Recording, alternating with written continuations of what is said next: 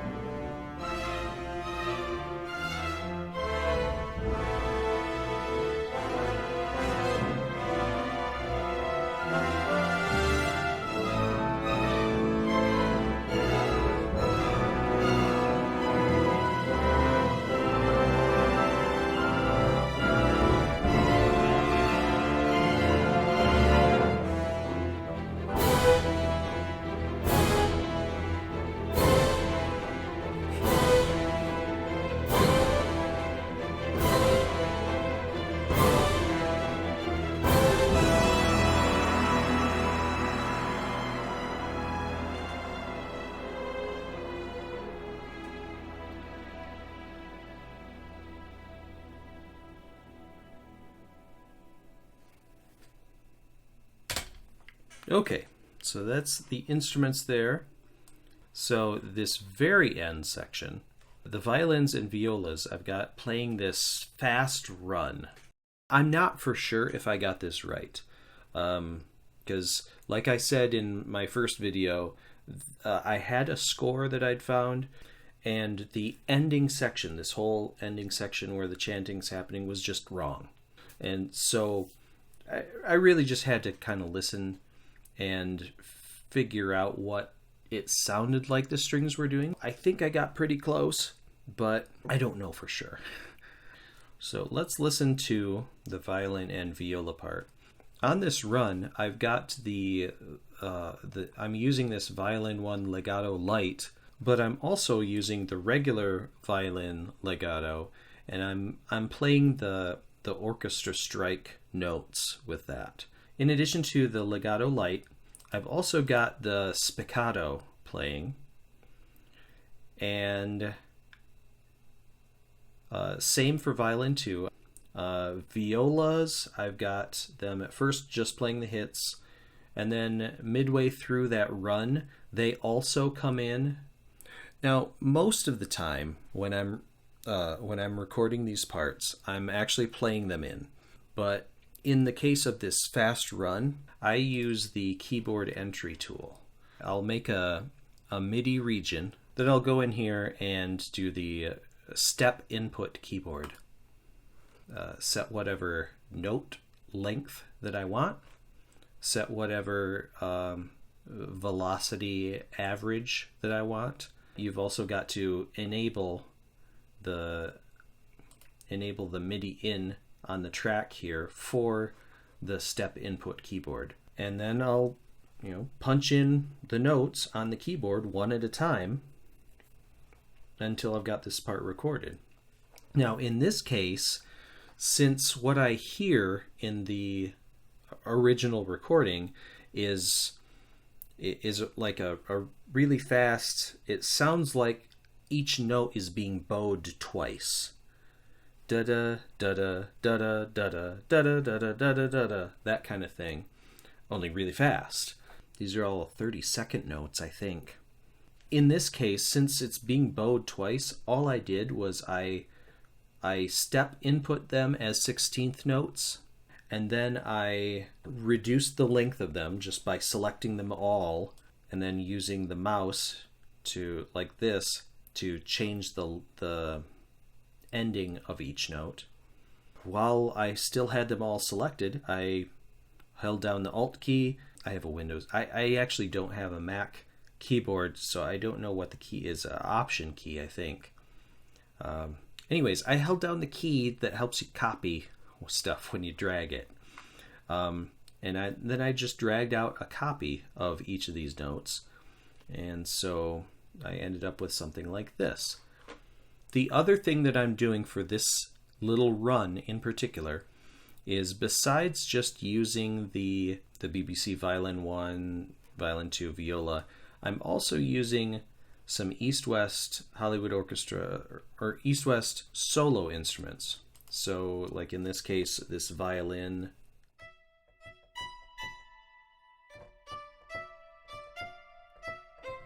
It's just a short violin sample.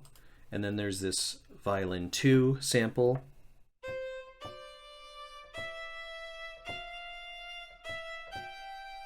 It's a long sample, but it's got a sharp attack to it. It's got like a really kind of marcato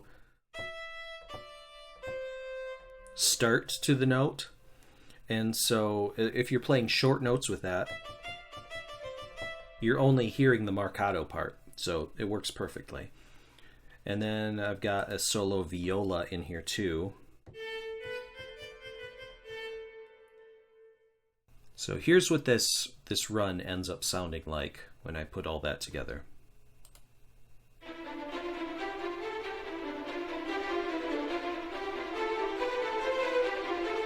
They start diverging.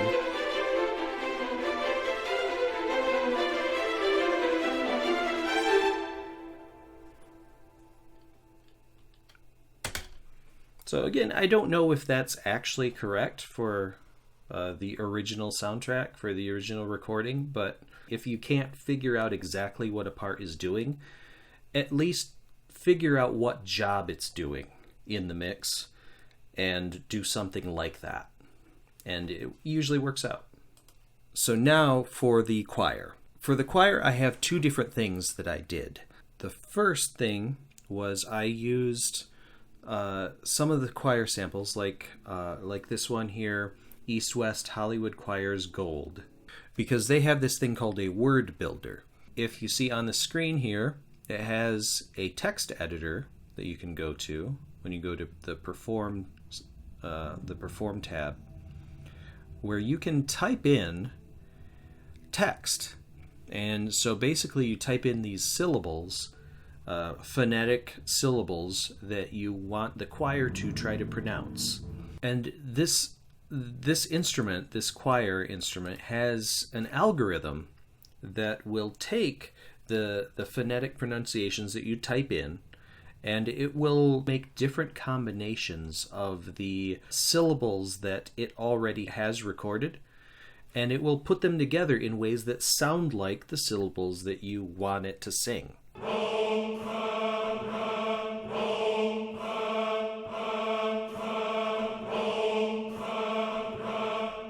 I mean, it's doing it. You can hear it.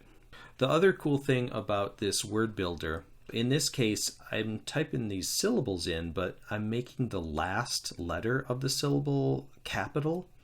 And what that does is it makes the choir do like an unvocalized version of that syllable. So in this case, this is a women's choir. It's doing...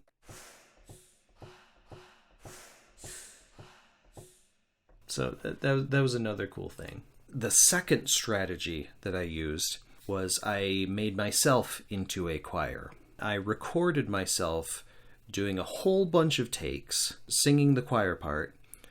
I did 3 different octaves of myself, and then I did the fifths in between. And I did a few takes that were a whisper track where I'm just whispering it. And then I did a few takes that were just the accented syllables. So like there's a point in there where the choir where like every other syllable is accented, and so I did just those accented syllables for a few tracks. Then I took each of the tracks that I recorded and did 3 different versions of it. So you can see here on this, I've got like a vocal 16 tenor, vocal 16A tenor, vocal 16B tenor. And if I zoom in on these, There's 16. There's 16A. It's the same waveform exactly. It's the exact same recording. It's offset a little bit. So, and then this one is offset a little bit the other way so that they don't do any kind of weird phasing. And then in the mixer, I've got no effects happening to the first one, but I've got vocal transformer effect on 16A and 16B. For 16A, the only thing that I'm doing in here is I'm dropping the formant down to -2. Even though it's the same recording, it's going to make it sound more like a deeper voice doing it. It will sound something like that. And then on 16B, I go the other way. I bring the formant up to +1. And that's going to, without raising the pitch, it's going to make it sound like a higher voice is singing it. Like that. As happy as I am with this choir, like fully mixed together, the individual tracks are nothing special. They're just me. I'm an okay singer when I need to be. I'm not a good lead singer. I'm pretty good at harmonies, and I recorded these while I had a bit of a cold, so they're not impressive at all. I do have some so for each of the choir sections, like the tenor section here, I've got a tenor submix bus where I've got a channel EQ, I've got a Spaces plate reverb, and then I've got a Spaces Opera Hall reverb. And then I've got another channel EQ. And the EQs are mainly just making sure that there's minimizing the overlap between the choir sections. Like I want to keep the tenor section in the region of frequencies that a tenor section should be at. So let me just solo this portion out. So here is vocal 16. Marolu vasa hala valdu rosu valju rala vasima rolu vasa hala. Doesn't sound that great, but it mixes in with everything else. As soon as everything else is in here, as soon as I've got 100 tracks of about 30 different recordings of me all mixed together, it sounds pretty good. So that was, and here's 16A, the same recording, and it's really not a tenor. It's really kind of more of a baritone part, but oh well. The labeling wasn't important. It was just so I could keep track of them. And it's the exact same recording, but you can hear with that formant dropped to -2. It's more the mouth, the whatever this is called here, it like drops, so it's like a deeper voice is singing it, even though the pitch hasn't changed. And then this one,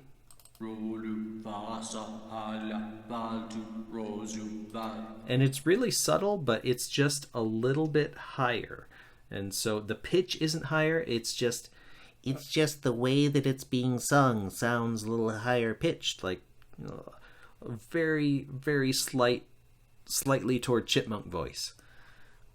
This one's called Vocal 6 Alto.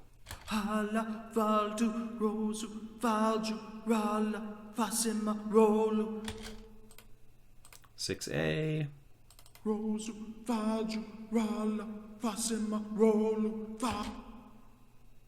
6B.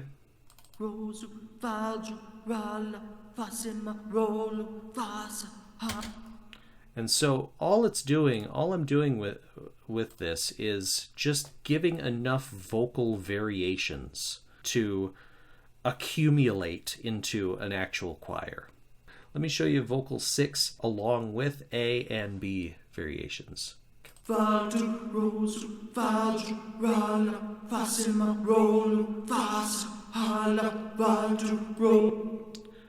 So, I mean, you can still tell that it's like the same recording. It sounds very much the same, but it's got enough variation where if you aren't listening closely, it might just sound like three people. And so you multiply that out to however many tracks that I actually recorded and however many variants I put in there, and it sounds pretty good. So now what I'd like to do is I'm back in the main project here, all of the choir tracks. I bounced out submixes of each choir section. So first I will go play soloed out just the EastWest Hollywood Choirs mix. So this is just the choirs that are using the Wordbuilder. So you can hear what the East-West choir sounds like just by itself without any of my extra recordings in there.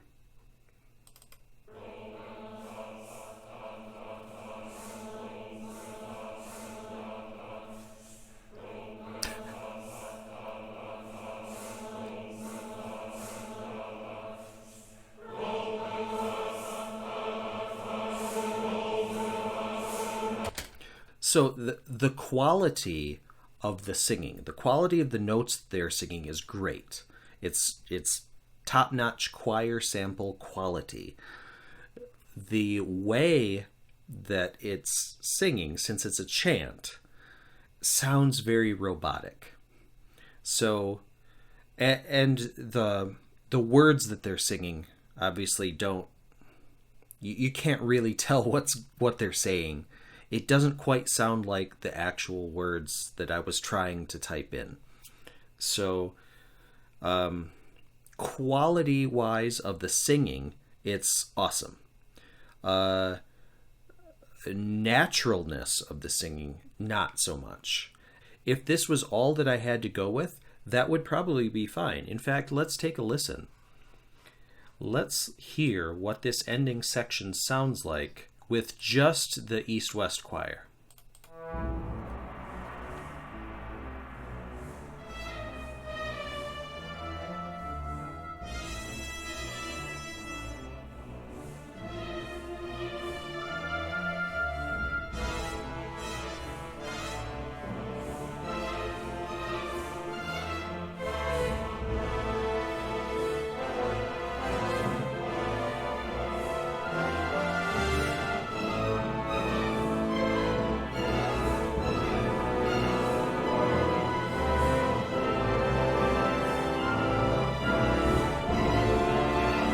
That's serviceable, you know?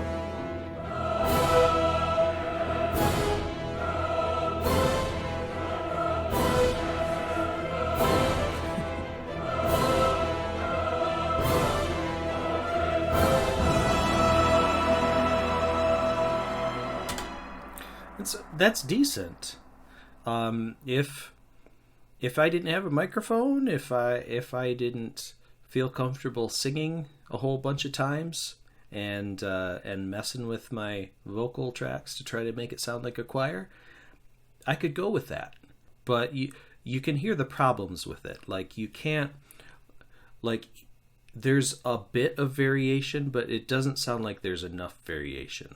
Like, some of the syllables that should be quite different sounded the same. And so it sounded like they were repeating themselves a lot more often than they actually are. Let's hear just the choir of my multi-tracked voices.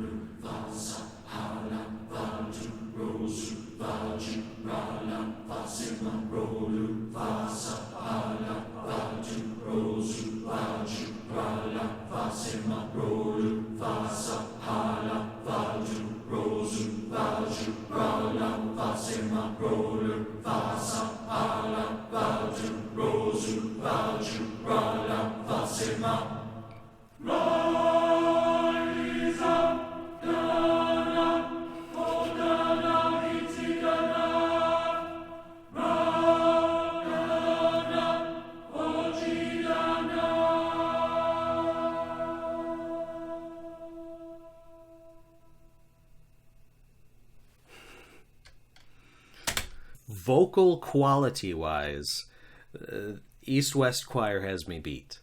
So the quality of the vocals, the professional choir that they sampled for that buries me. But the thing that my choir had that theirs was lacking, so my choir doesn't meet their vocal standards, but it's not robotic, and you can hear the syllables that I'm saying. So you can't make out their syllables, but you can make out mine. So my choir fills in all of the gaps that the East-West choir was missing. Really, they work really well together. So let's just do that. Let's play both choirs soloed out by together.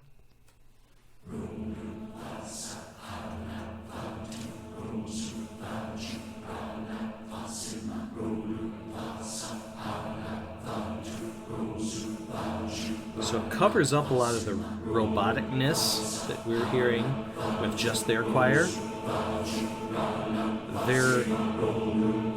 Their vocal quality, especially the female part of it, which I can't really hit, are mixing, helping mine out.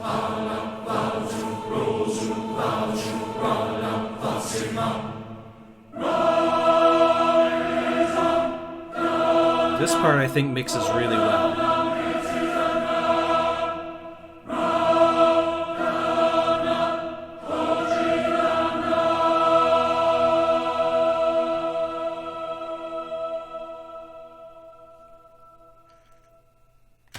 And being able to hear the syllables that my choir is saying, it kind of just automatically fills in your brain those syllables onto their choir. So even in places where you really could not make out what the East-West choir was saying, having my choir next to it and being able to hear the syllables that I'm saying, your brain just kind of puts the puzzle pieces together and hears their choir singing those syllables, even though they're not. And so it's just kind of a perceptual trick that it plays when you mix these two together. It works fantastic. One last thing I wanted to point out here is this one little variation. So for the most part, it's just this chant, and it's just repeating. It's building, and I'm adding octaves and everything and more singers as we go. And we go from a whisper to an actual like chest voice. But there's this one part where the choir does something a little bit different. I think it's just the women. They're da, da, da, da, da, da. They do this one descending line. I just did it in a variation in my choir, and then I think it's the women alto and sopranos.